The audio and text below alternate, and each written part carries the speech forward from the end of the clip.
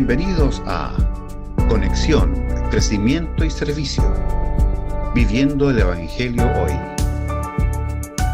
Un espacio de la Iglesia Cristo Eterno Redentor de enseñanzas, noticias y conversación. Visítanos y síguenos en el canal de YouTube y nuestro fanpage Cristo Eterno Redentor.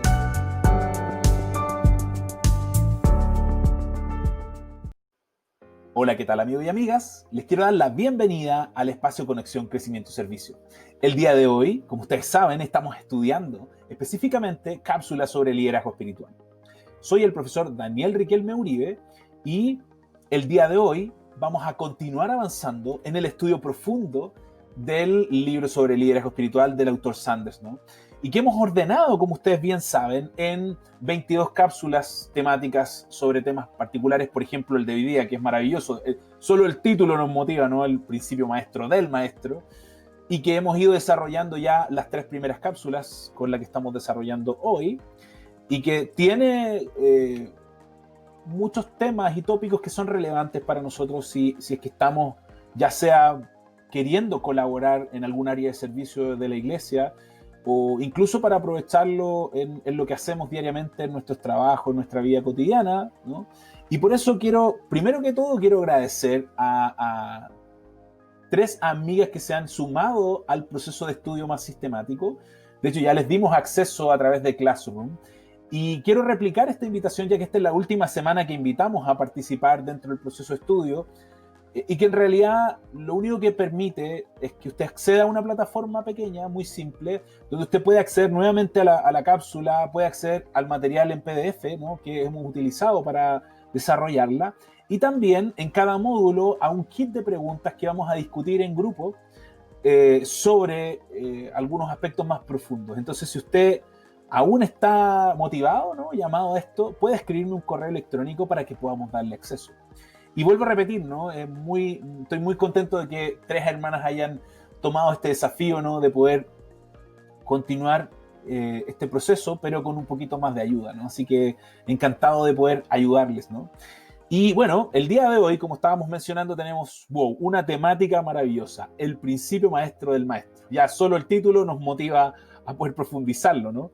De hecho, una reflexión inicial y que nos ha ido ayudando a ir desenmarañando los conceptos que están expresados, ¿cierto?, tanto en el libro de Sanders como en las escrituras que él cita y que va sustentando sus postulados de alguna manera.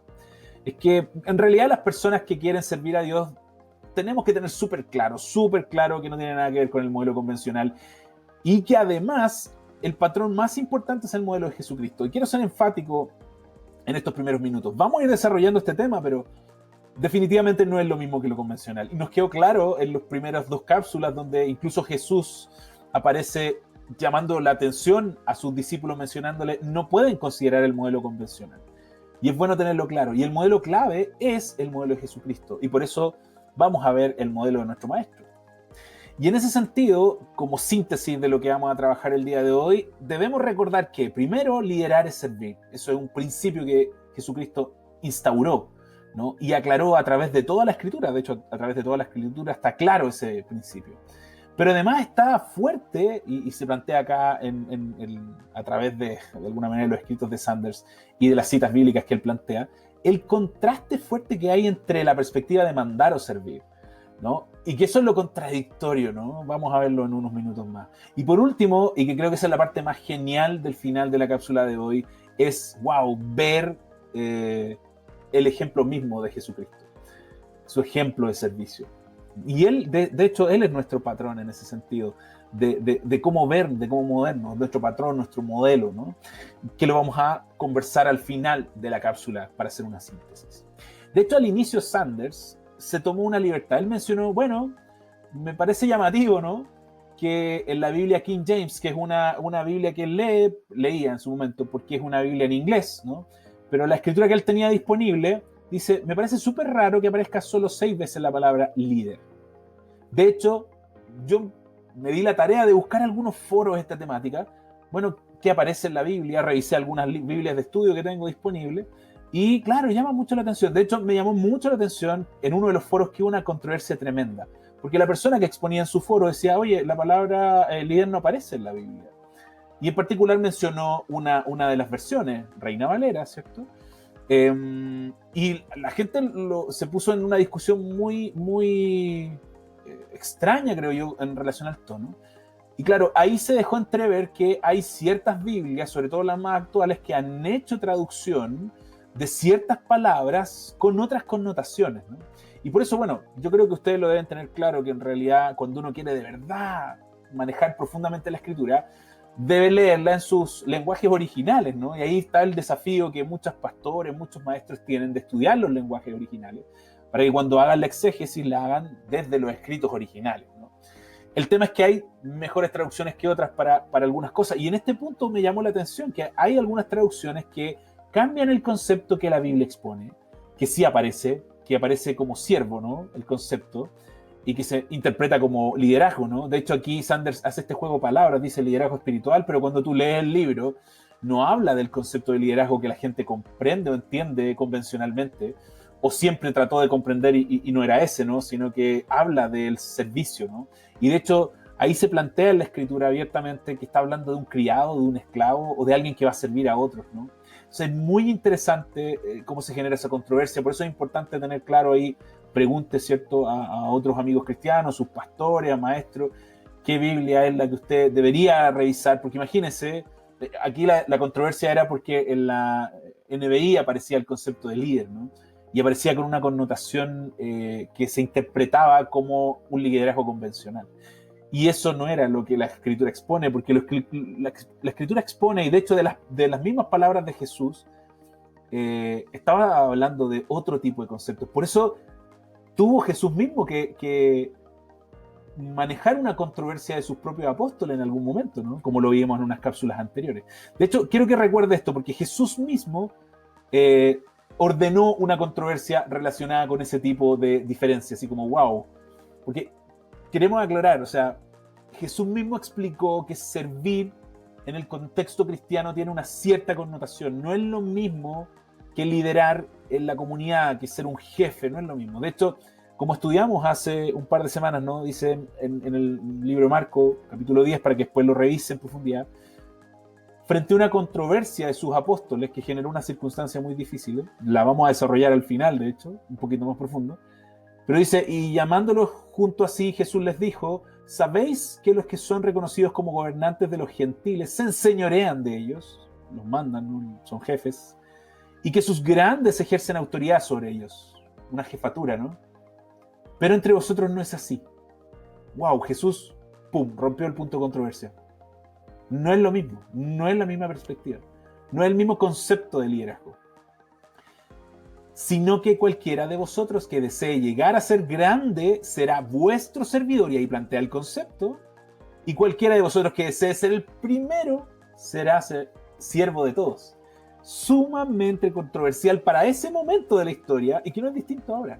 Ahora, lo que llama la atención, y esto es una reflexión, ¿no? ¿Por qué eso se sigue permeando a la iglesia actual? Recuerden que estos escritos son antiguísimos, ¿no?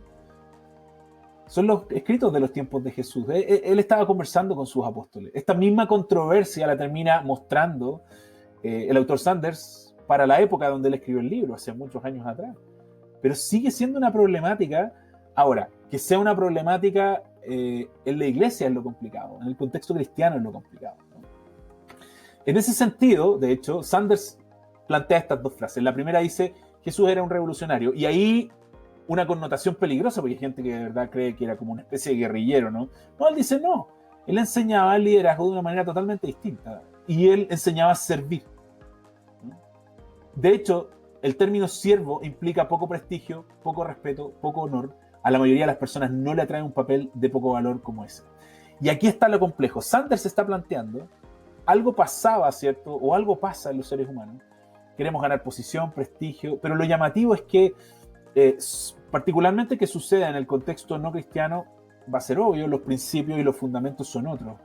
Pero en el contexto cristiano no son principios claros. De hecho, uno debería analizar muy profundamente su corazón si estamos buscando una posición de liderazgo, pensando en ganar prestigio, respeto. Es muy contradictorio. De hecho, Actualmente hay una contradicción muy grande en el mundo cristiano desde este punto de vista, porque no es el principio maestro del maestro. El maestro dijo todo lo contrario, ¿no? De hecho, su manera de enseñar el servicio y el liderar en el contexto de la vida cotidiana en ese momento fue muy contradictorio, ¿sí? Por eso creo yo que uno de los puntos más fuertes que planteó Jesucristo en ese sentido, y que de alguna manera Sanders lo expone, es que en ese momento la controversia era que los apóstoles querían tener una posición de liderazgo para mandar, ¿cierto? Eso es lo que tenían en su corazón, y por eso Jesús les dice, las autoridades mandan, ustedes no. La grandeza de una persona que lidera en el contexto cristiano es servir al otro. Y eso, ¡pum!, cambió la perspectiva. De hecho, eso es algo que sigue siendo vigente. Por eso es llamativo que algunas personas busquen grandeza en lo que hacen asociado a servir al Señor. Y eso puede ir desde no sé, de alabanza, desde ministrar en alguna área, desde ser maestro de escuela dominical, desde tener una posición de liderazgo. O sea, es totalmente contradictorio. Eso es lo llamativo, que en la iglesia se haya permeado esto y esa perspectiva. ¿Por qué? Y quiero aquí hacer dos alcances, ¿no?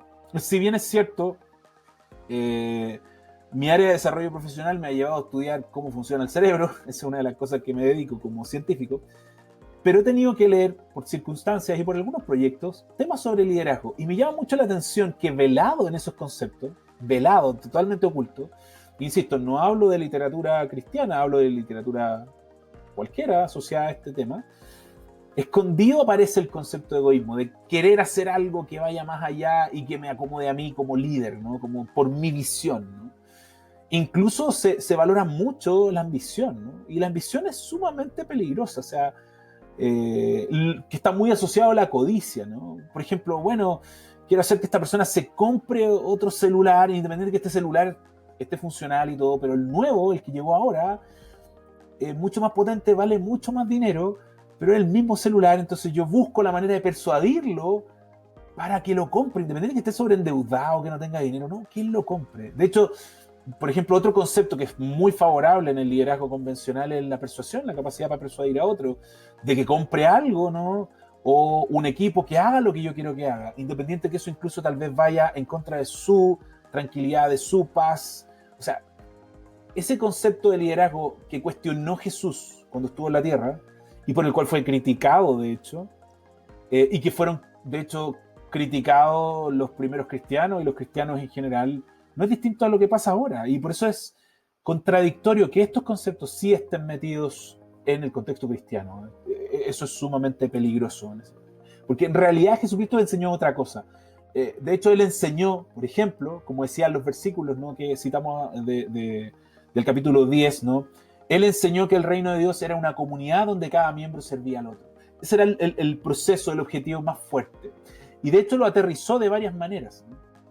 Entonces, quiero aclarar algo. Por ejemplo, expuesto en las Escrituras, Pablo exhorta a los Gálatas y les recuerda uno de los mandamientos que estaban en la ley, ¿cierto? Estaba escrito en el Antiguo Testamento y que conocían, y particularmente los judíos, ¿no?, que estaban ahí.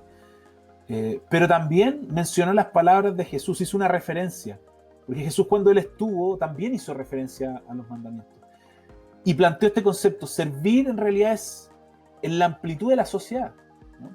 En el versículo 13 dice: porque vosotros, hermanos, a libertad fuisteis llamados, solo que no uséis la libertad como pretexto para la carne, para seguir pecando, sino servíos por amor los unos a los otros.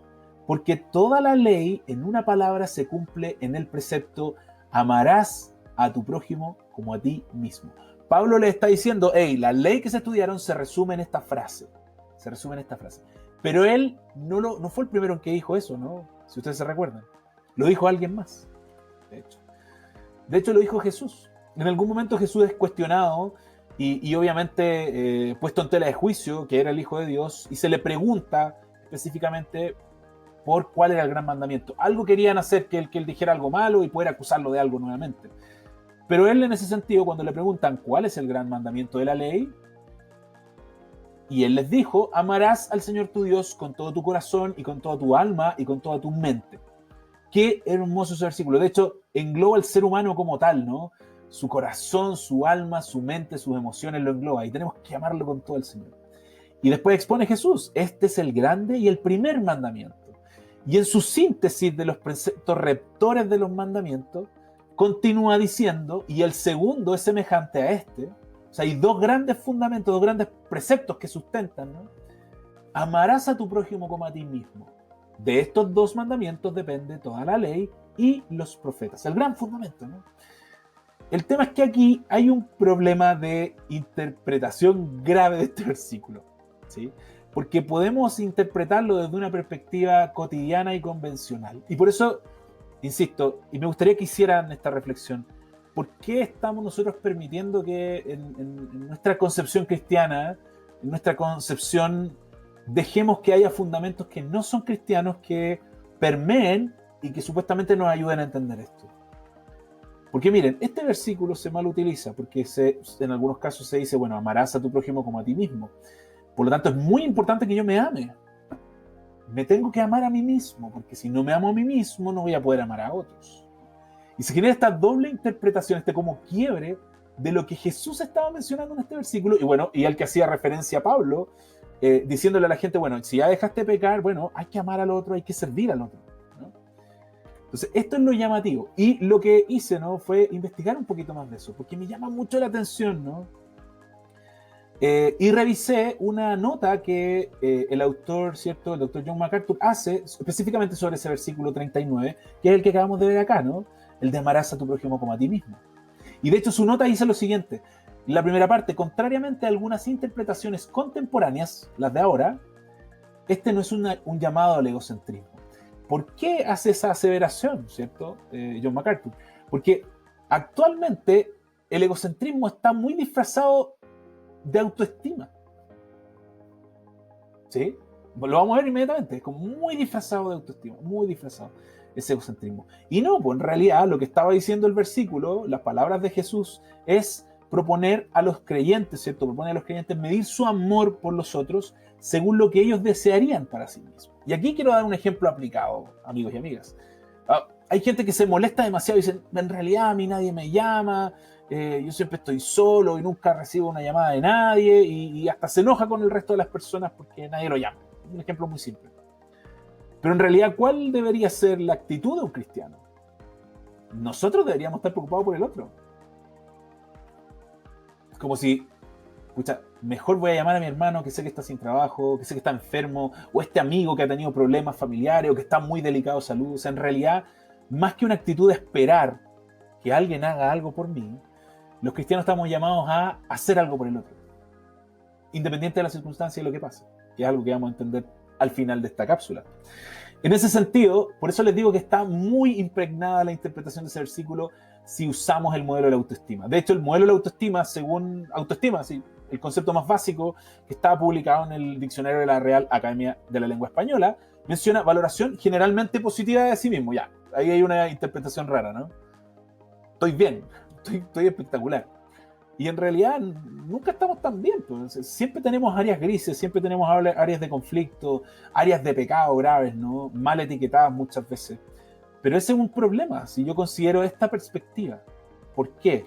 Porque la perspectiva bíblica no dice eso, ¿sí? Por eso les digo, qué cuidadosos debemos ser, filtrar, ¿cierto?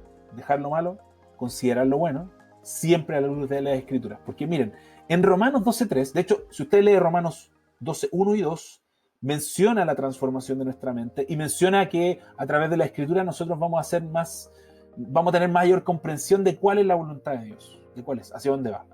Y después dice este versículo. Por lo tanto, en este proceso de entrenar a sus líderes, de tener a sus líderes, es muy importante que nosotros nos analicemos profundamente, ¿no? De hecho, el versículo dice lo siguiente: porque en virtud de la gracia que me ha sido dada, digo a cada uno de vosotros, que no piense más alto de sí mismo que lo que debe pensar, sino que piense con buen juicio. De hecho, la traducción de Reina Valera dice con cordura, con su mente 100%, según la medida de la fe que Dios ha distribuido a cada uno. Acá Pablo le está diciendo a los romanos, no piensen de sí con mucha autoestima. no se sientan con mucha autoestima ustedes, no cultiven su autoestima. Dice, sean autocríticos, analícense con cordura, ¿no? De hecho, consideré la nota del Dr. MacArthur y dice, con cordura estaba haciendo referencia al ejercicio sano del juicio mental, ¿no? Que llevará a los creyentes a reconocer que en sí mismos son como nada y que producirá un fruto de humildad. Por eso, cuando quiero que aterricemos esta idea, cuando Jesús está diciendo que tenemos que servir, cuando Pablo está haciendo referencia a amar al prójimo, está asociado a que analizamos cómo somos, ¿no? Y en base a eso nos volvemos más humildes. Por eso, por ejemplo, el estudio de la Escritura profundo no debería causar en nosotros orgullo, enaltecimiento, buscar una posición. Va a producir humildad. Y además, que quiero que lo tengamos en consideración todos nosotros, amigos y amigas, la advertencia que hace Pedro referente a esto: Dios resiste a los soberbios, pero da gracia a los humildes. O sea, en ese sentido, esta cosa como de la autoestima es peligrosa, ¿no? Es peligrosa que la dejemos filtrar, y en realidad debemos tener una muy buena capacidad autocrítica. De hecho, el modelo de la capacidad autocrítica responde mucho más a cómo funciona nuestra mente. Tenemos sistemas para analizarnos y ser autocríticos. Si no, no los tendríamos, ¿no? Por diseño en nuestro cerebro. De hecho, Sanders lo encierra nuevamente, ¿no? Dice, Jesús sabía que la idea del líder como amante, siervo de todos, no agradaría a la mayoría de las personas. El asegurar nuestras propias comodidades físicas es una misión mucho más común, pero siervo es el requisito para los que quieren guiar en su reino. Insisto, es contradictorio si nosotros como personas que queremos servir a Dios queremos ser líderes desde una perspectiva convencional y no desde la perspectiva que Dios planteó y que Jesús planteó. De hecho, no va a funcionar, quiero aclararle. Usted va a causar mucho daño y se va a causar mucho daño a usted mismo si usted está buscando una posición en el contexto cristiano. Porque eso Dios no lo va a permitir. No es que usted batalle contra seres humanos, está batallando contra Dios mismo. Porque el modelo que él planteó fue otro, ¿sí? Y en ese sentido está este contraste que mencionábamos al inicio. Y el contraste más fuerte es esta cosa entre mandar y servir. Querer mandar a otros, querer gobernar, querer codiciosamente poder persuadir a otros para vender más, o para mover más, o para tener más personas, ¿no? Que más personas me crean, o tener más seguidores en Facebook, porque con eso me van a pagar.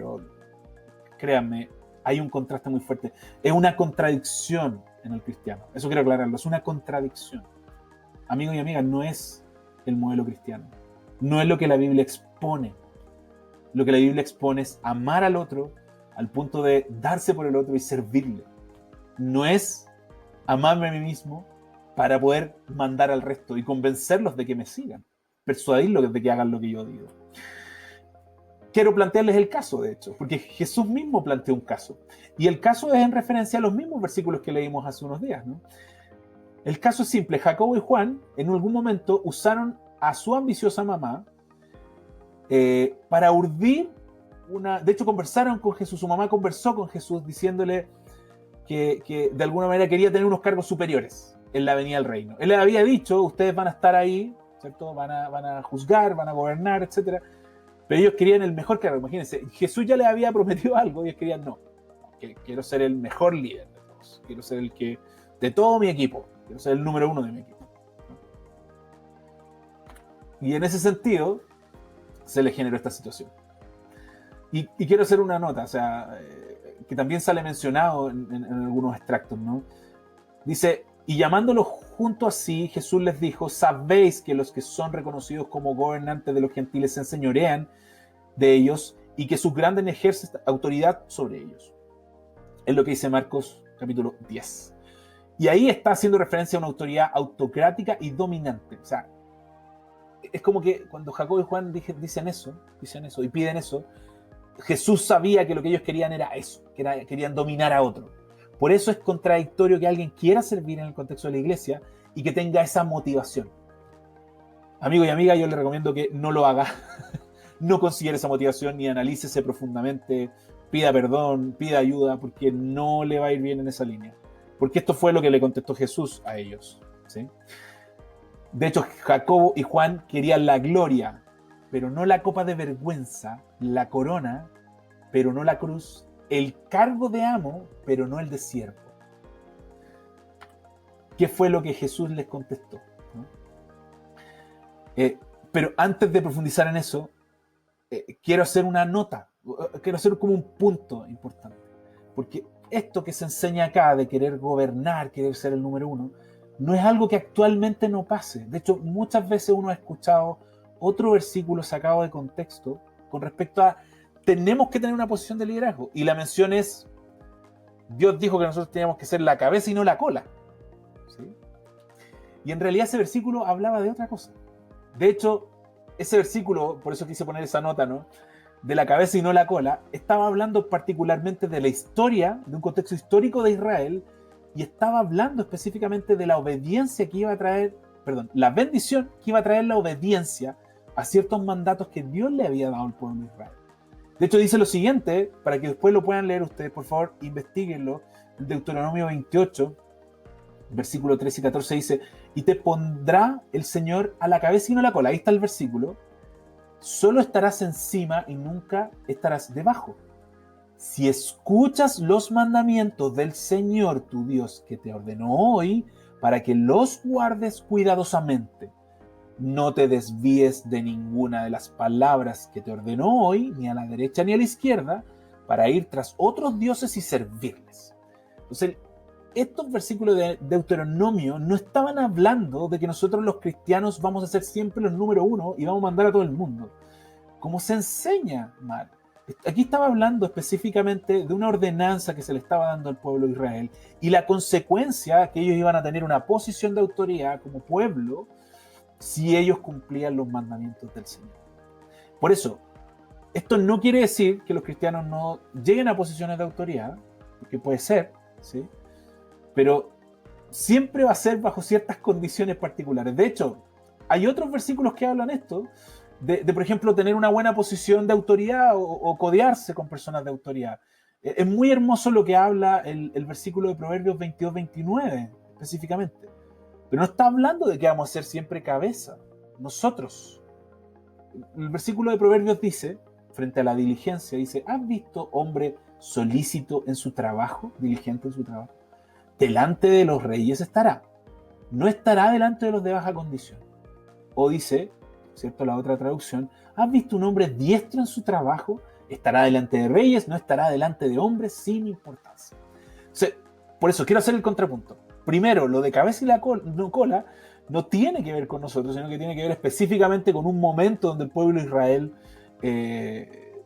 se le plantea esta promesa, esa bendición que iban a tener para seguir los preceptos que el Señor así había planteado y el plan que el Señor tenía con el pueblo de Israel. De hecho, lo tuvo, ¿no? Lo tuvo.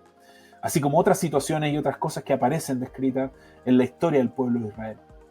Y el que tengamos una posibilidad de servir, de liderar, o tener una buena posición laboral, ¿no?, o en la sociedad, en la comunidad, no sé, representando en la junta de vecinos o en algún cargo, tiene que ver con la diligencia que hacemos. Ahora, si hay una promesa mayor, y es que si nosotros cumplimos los principios y los preceptos del Señor, seguramente en nuestra vida vamos a tener la oportunidad de ayudar, de colaborar, de liderar, de servir. El tema es que nuestra manera de servir no puede ser la misma. No puede ser la misma que la convencional, ¿sí? De hecho, se nota acá cuál es la forma, porque en el caso de lo que Jesús estaba mencionando y articularlo con estos dos mensajes, ¿no?, anteriores, en el mundo cristiano, en lo que Jesús estaba exponiendo, no había lugar para líderes dominantes en la iglesia. De hecho, esa nota la puso una combinatoria entre algún texto que leí de MacArthur y también del mismo Sanders. O sea, no hay lugar, o sea, créanme, no va a ser favorable. Una persona que quiera servir con una convención de liderazgo no cristiano va a causarse mucho daño y va a causar mucho daño a otras personas, ¿sí? Lo mismo, y quiero hacer la aclaración aquí, que lo mismo va a pasar si usted aplica un modelo de liderazgo en su contexto familiar, en su contexto, no sé, matrimonial, de crianza de los niños, con este principio de ser dominante bajo ciertos patrones. Si usted no cumple los principios que Jesucristo nos enseñó con respecto a servir. Por eso es importante reflexionar en este versículo. El 43 y 44, Jesús les dice a Jacobo y Juan que ellos querían ser los número uno, querían ser dominantes de todo, pero entre vosotros no es así, entre los cristianos no es así, ¿cierto? Sino que cualquiera de vosotros que desee llegar a ser grande será vuestro servidor, y cualquiera de vosotros que desee ser el primero será siervo de todos. Qué hermosa aproximación, qué hermoso modelo que nos está planteando nuestro maestro. Está diciendo, no, en el contexto familiar, en el contexto de la crianza, en el contexto de tu trabajo, en el contexto del servicio a la iglesia, en el contexto de tus relaciones con la comunidad, tú no tienes que ser el jefe dominante y que hace su voluntad y el resto lo sigue, ¿no? Tienes que servir a los demás. Este es un principio, un paradigma que cambia nuestra concepción del liderazgo, ¿no? De hecho, además Sanders lo aterrizó basado en dos conceptos. Él dijo, bueno, Jesús usó esa misma ocasión, a través de esos versículos, a través de ese caso, esa confrontación dura a sus apóstoles, ¿cierto?, para enseñar dos principios de liderazgo que la iglesia no debe olvidar. Esto no es algo que...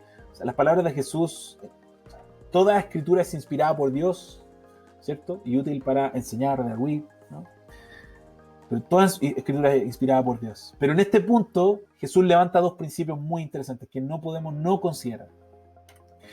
El primer principio es que, y si ustedes se recuerdan de lo que conversamos al inicio en las cápsulas, Él es el soberano. Sanders aquí plantea lo siguiente, dice, Dios asigna lugares de ministerio y liderazgo espiritual conforme a su soberana voluntad. Quiero aclararle, cuando Sanders está escribiendo liderazgo, él está pensando en servir, en el sacrificio máximo, ¿no? No piense que está con la concepción convencional. El liderazgo espiritual eficaz no viene como resultado de adiestramiento teológico ni título de seminario, aún considerando la importancia de la educación. Y aquí quiero hacer una aclaración. Esto no quiere decir que uno, wow, llega y sí, a mí Dios me dijo que yo lideraba, así que da lo mismo. No, usted tiene que estudiar, tiene que armar su plan de estudio para cumplir con la tarea que tiene, ¿no? Si usted va a enseñar la Biblia, tiene que estudiar en un seminario, ¿no? Tiene que estudiar. Una cosa natural del ser humano. De hecho, estamos diseñados para aprender. Dios nos hizo así.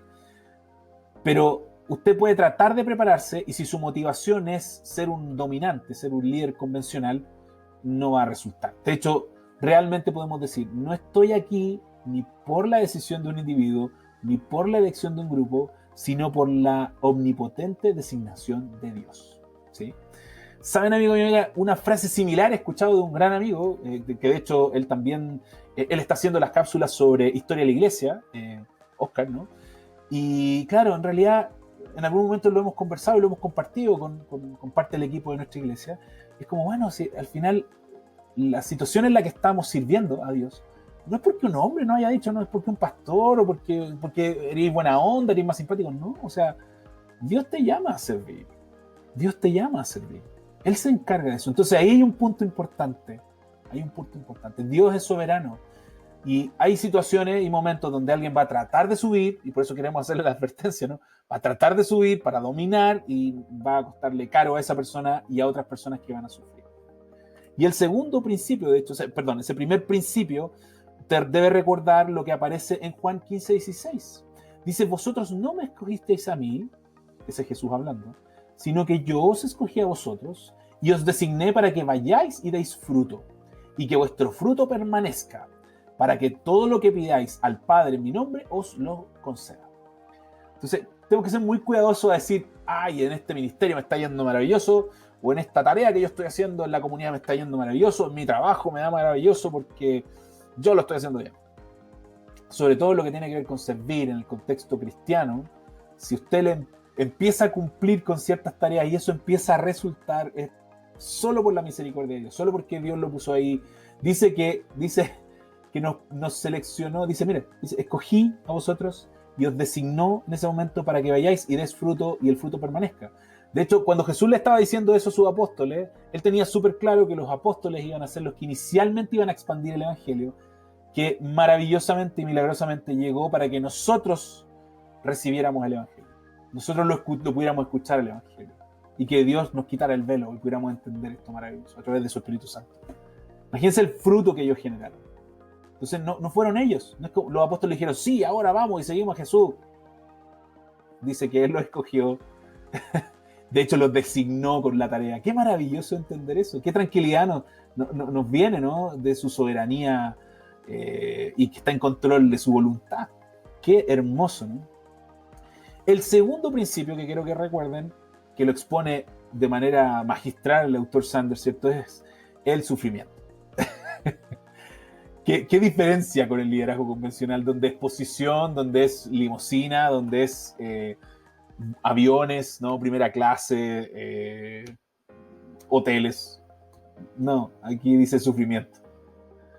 Jesús declaró simple y honestamente el costo de servir en su reino. La tarea es magnífica y difícil. Los hombres y las mujeres que guíen esa tarea deben tener los ojos bien abiertos y los corazones dispuestos a seguir al Maestro hasta el final.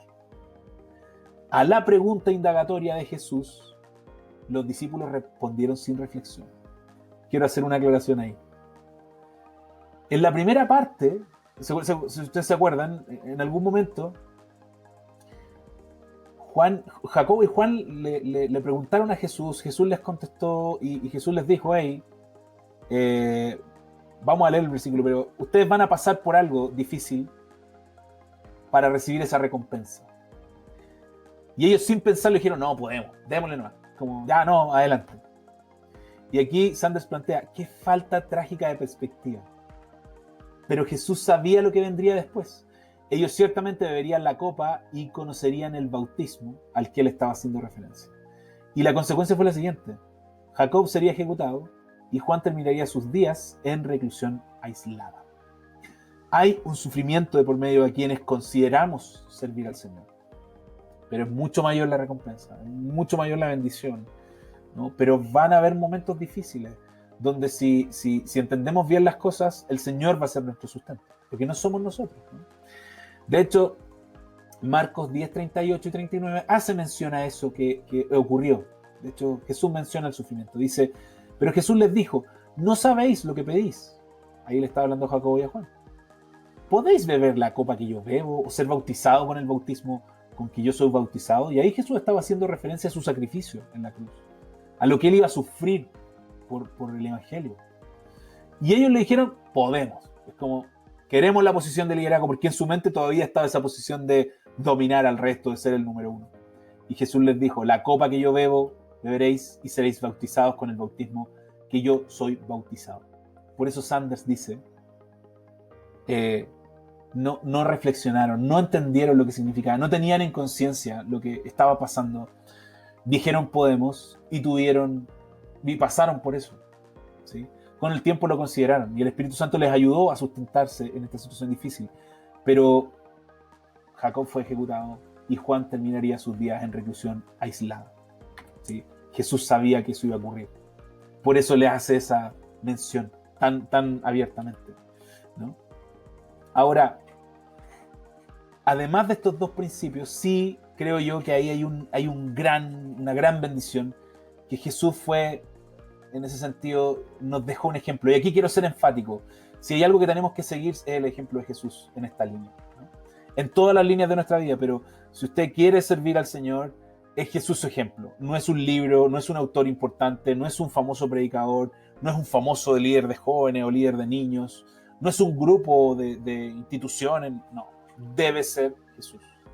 De hecho, en Juan 13, 14 y 15, Él les planteó un súper buen ejemplo a sus apóstoles en ese momento.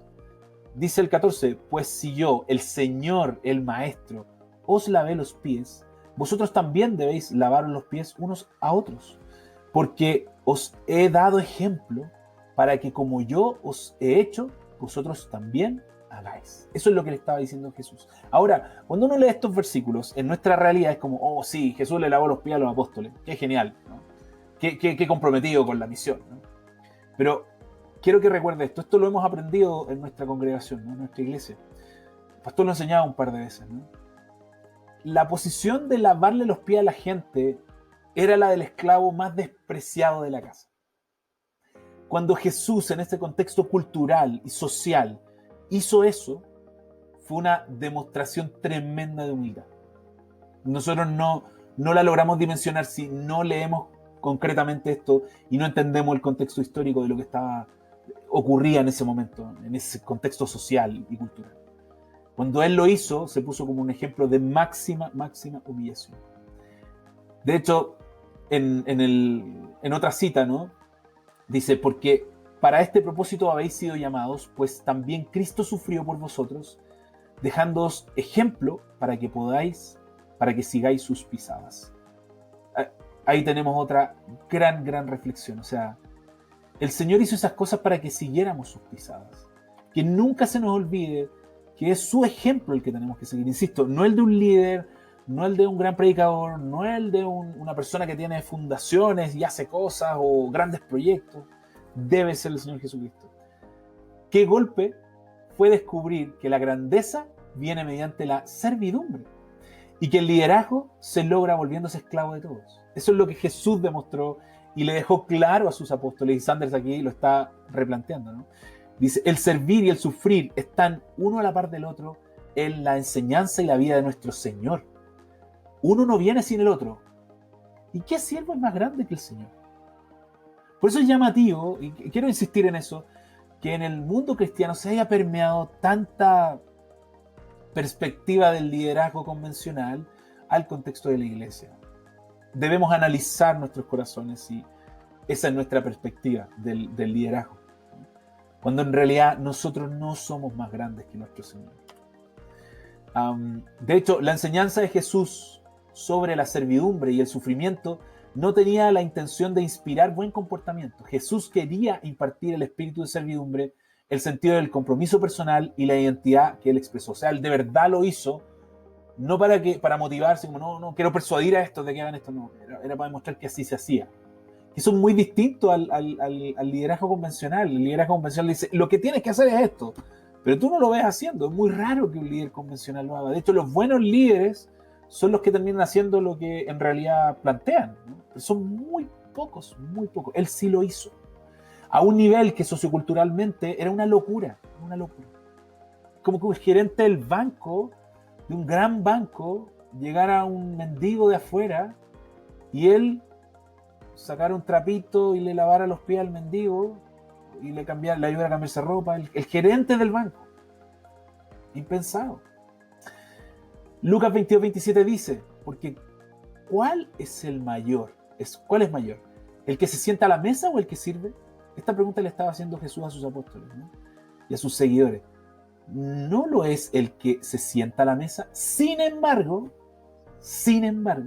entre vosotros yo soy como el que sirve. Por eso, qué extraño y contradictorio, y que analicemos nuestro corazón si en algunos momentos tenemos la intención, dentro del contexto de servir en la iglesia en particular, y servir en la comunidad, por ejemplo, que queramos ser los que nos sentamos a la mesa. Si ni siquiera Jesús mismo fue el que se sentó a la mesa, con todo el derecho. El Señor, el Salvador del mundo, el Creador del universo, ni Él lo hizo.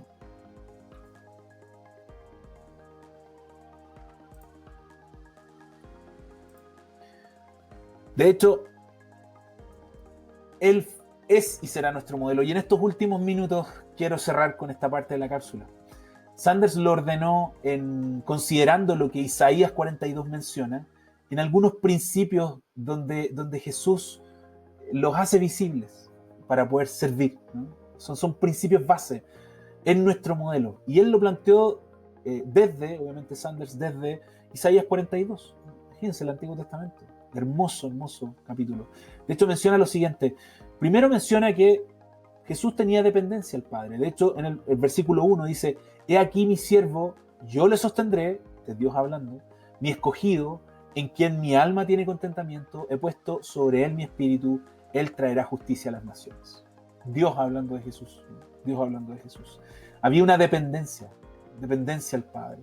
De hecho, Jesús rindió los privilegios de su naturaleza divina, ¿no? Filipenses lo expone, y se hizo dependiente de su Padre Celestial. Se identificó plenamente a sí mismo con nuestra humanidad.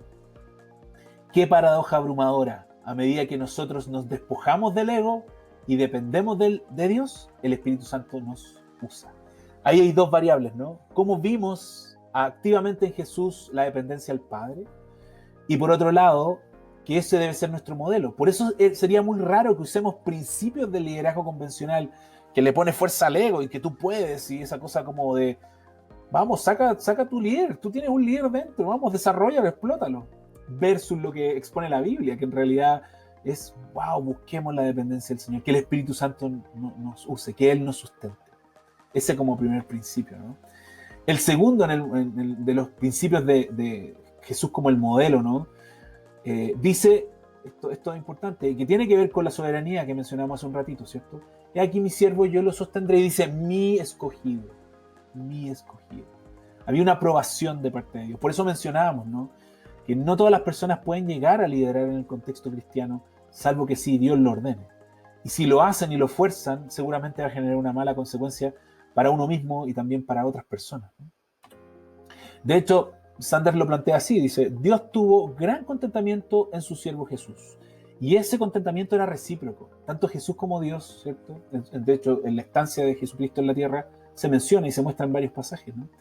En otro pasaje del Antiguo Testamento, referente al Mesías venidero, el Hijo testifica, el hacer tu voluntad, Dios mío, me ha agradado. O sea, siempre había esta conexión fuerte, ¿no? Había este contentamiento recíproco, ¿no?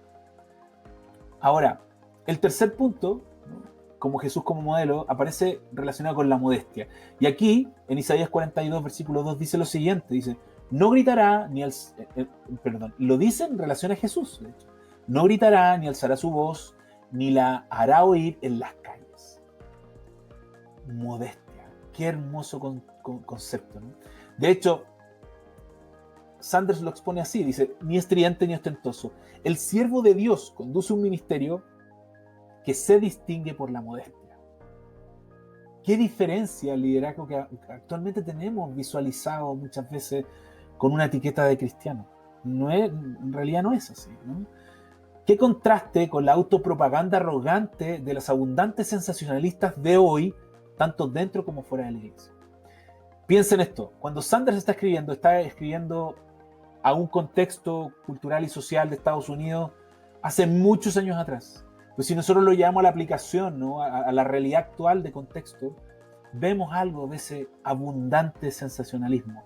Me encantó su frase, ¿no? Hay mucho sensacionalismo. Nos debemos cuidar de eso. Por eso nuestro patrón, de nuestra guía, las huellas que tenemos que seguir son las de Jesucristo y no de youtubers, speakers, grandes líderes, ¿no?, que si los pasamos con el filtro de lo que dice la palabra, no van a pasar. ¿Sí? Su trabajo ahí es, si usted lo pone a la luz de la Escritura y ve lo que hacen, ve lo que hablan, ve lo que dicen, ve cómo se expresan, usted se da cuenta de inmediato que, wow, no. De hecho, ese debe ser nuestro trabajo si queremos servir al Señor. Lo primero que tenemos que hacer es empezar a analizarnos y pasarnos por el filtro de la Escritura. De hecho, el Señor se va a encargar, lo vimos, por su soberanía, nos va a entrenar y nos va a ayudar. Y por eso debemos ser muy cuidadosos, ¿no?, sobre todo esto. Y ese sensacionalismo lo vemos dentro de la iglesia y también fuera de la iglesia. También nos tenemos que cuidar de eso en este momento en la sociedad. Además, ¿cierto?, Jesús como modelo en Isaías 42 plantea el concepto de empatía, de ponerse en el lugar del otro, imagínense. Dice, no quebrará la caña cascada, ni apagará el pábilo que humeare. Por medio de la verdad traerá justicia. Eso aparece en el versículo 3. Y eso Sanders lo explica, dice, el siervo del Señor es compasivo con los débiles y comprensivo y misericordioso con los que erran. Ahí hay una tarea que tenemos los cristianos, ¿no?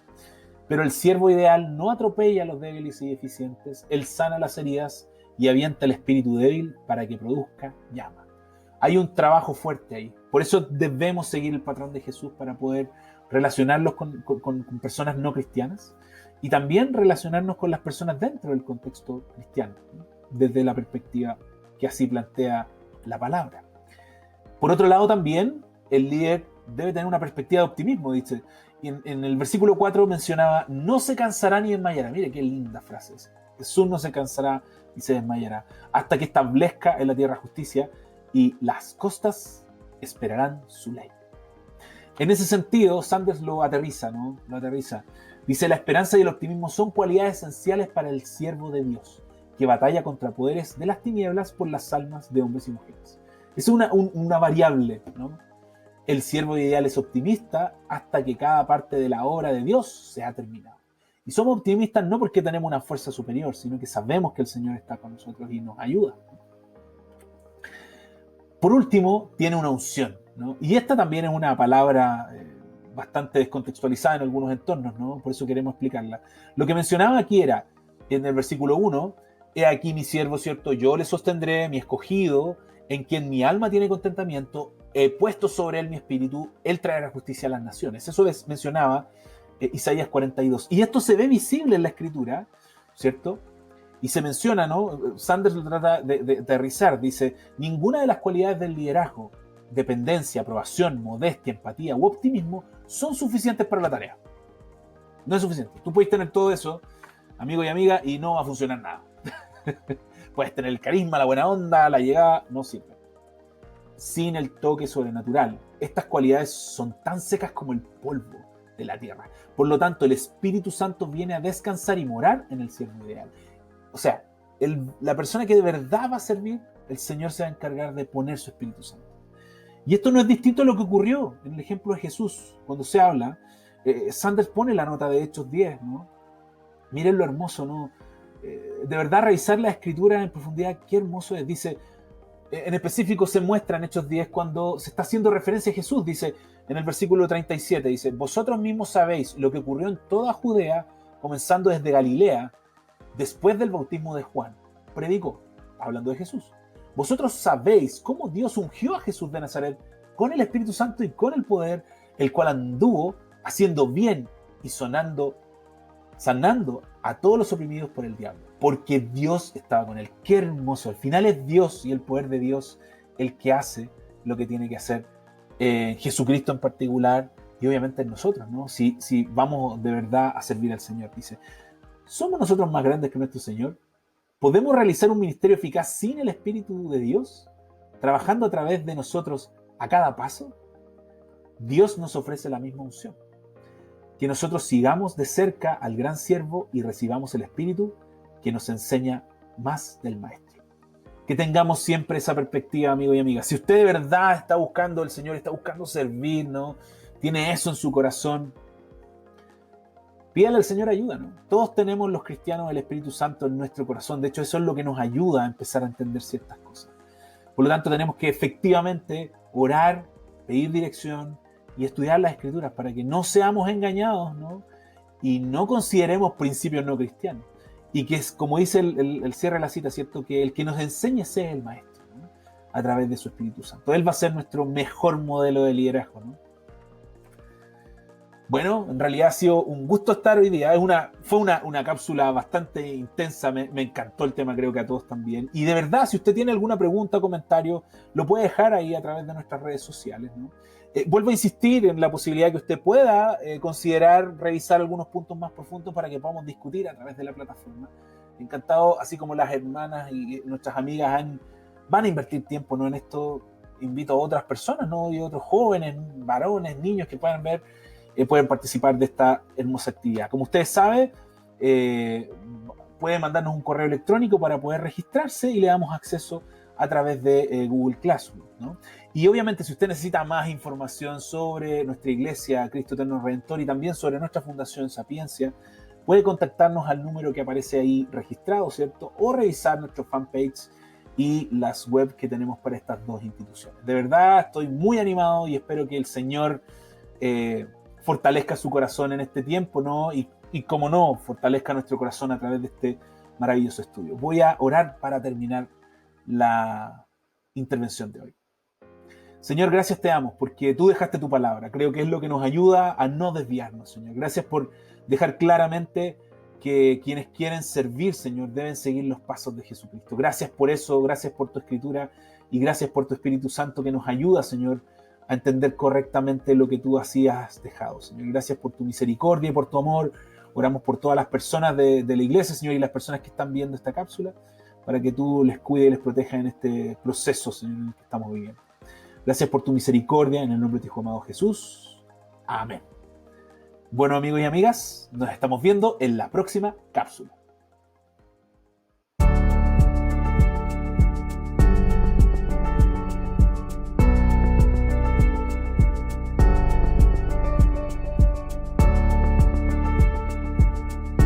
Bienvenidos a Conexión, Crecimiento y Servicio.